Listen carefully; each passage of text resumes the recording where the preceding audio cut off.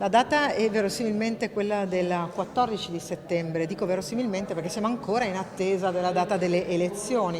È evidente che anche questo può essere utile ai fini della chiusura, riapertura, sanificazione.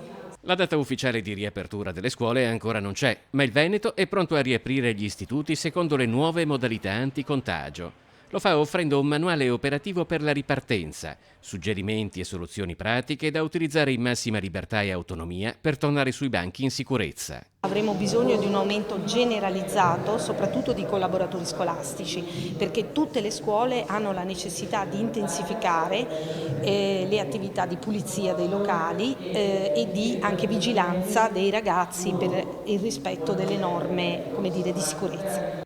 Per gli spazi didattici, la distanza tra i banchi e tra le file dei banchi non dovrà essere inferiore ai 60 cm. Le aule avranno quindi una capienza limitata che si prevede potrebbe causare qualche problema per le prime classi delle secondarie superiori delle città capoluogo, dove si contano anche 27 o 28 alunni e dove in casi estremi potrebbe tornare la didattica a distanza. Nel manuale operativo ci sono anche indicazioni temporali sulla durata delle lezioni che a seconda di necessità ed esigenze organizzative potrebbero anche essere di 40 minuti. Dimostriamo ancora una volta che in Veneto noi si collabora con l'ufficio scolastico regionale, ma per il bene dei nostri ragazzi. Io ho sempre detto che le scuole andavano riaperte, che bisognava anche pensare di riaprirle addirittura a giugno. Noi abbiamo mandato le scuole della formazione professionale dicendo si può fare e oggi lo facciamo dando una sorta di cassetta per gli attrezzi per tutte le scuole in modo che possano riaprire con serenità.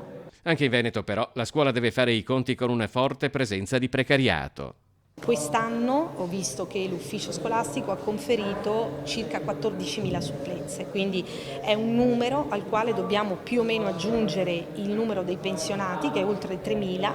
Le nomine in ruolo non credo che saranno un numero soddisfacente, vediamo cosa la procedura di call veloce, cioè la possibilità di attingere alle graduatorie di altre regioni ci darà, ma comunque credo che il numero di precari sarà ancora alto.